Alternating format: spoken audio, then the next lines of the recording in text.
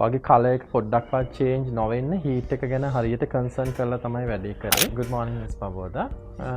ඔයා මගෙන් රික්වෙස්ට් කරා කෙරටින් එකක්. එතකොට කලර් ටෝන් එකක් දාලා තිනවා ඩාර්ක් ටෝන් එකක් මාස 3ක් විතර ඔයා. ඔයාට කෙරටින් එක ඕනේ කිව්වා ඔයාගේ ෆ්‍රිස් එක නිසා. එතකොට ඔයාට thick density එක හොඳටම තියෙනවා ඔයාගේ කොණ්ඩෙන් thick hair එකක් තියෙනවා.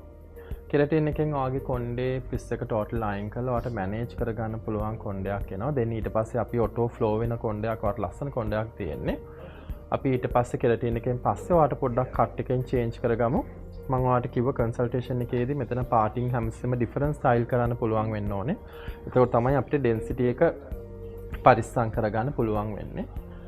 අපි මෙයාව මොයිස්චර් වෙලා මෙයාව කෙරටින් එකෙන්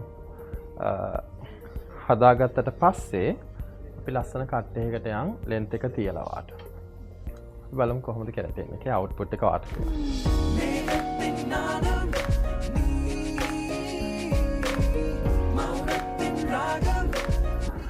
ඕකේ. මේ තියෙන්නේ මිස් පබෝදාගේ කෙරටින් එකේ අවුට්පුට් එක.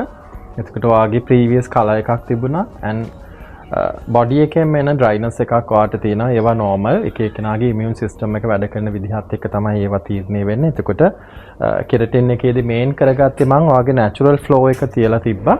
ඒ වගේම ඔයාගේ කලර් එක පොඩ්ඩක්වත් චේන්ජ් නොවෙන්න හීට් එක ගැන හරියට කන්සර්න් කරලා තමයි වැඩේ කරේ. තාම සර්විස් එක ඉවර නෑ. දවස් 3න් ඔයාට ආෆ්ටර් වොෂ් එකට එන්න ඕනේ. ආෆ්ටර් වොෂ් එකේදී එක්සස් ප්‍රොඩක්ට්ස් ඔක්කොම අයින් වුණාට පස්සේ ඔයාට නැචරල් ෆ්ලෝ එක හරියටම ගන්න පුළුවන්.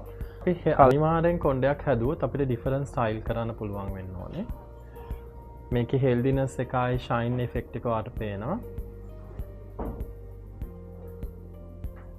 කලර් එකත් ලස්සනට පේන්නේ අපිට මේ මොයිස්චර් එක ඇඩ් වුණොත් තමයි කොණ්ඩෙට. ඉතින් මම දවස් 3න් කියලා දෙන්නම් මොනවද ෂැම්පූ කන්ඩිෂනර් පාවිච්චි කරන්නේ and පෝනි දාන්නේ කොහොමද සයිඩ් පාර්ට් කොහොමද කරන්නේ ඒ වගේම වොෂ් කරන ඩියුරේෂන් එක and සීරම් වර්ග කොහොමද පාවිච්චි කරන්නේ. Okay.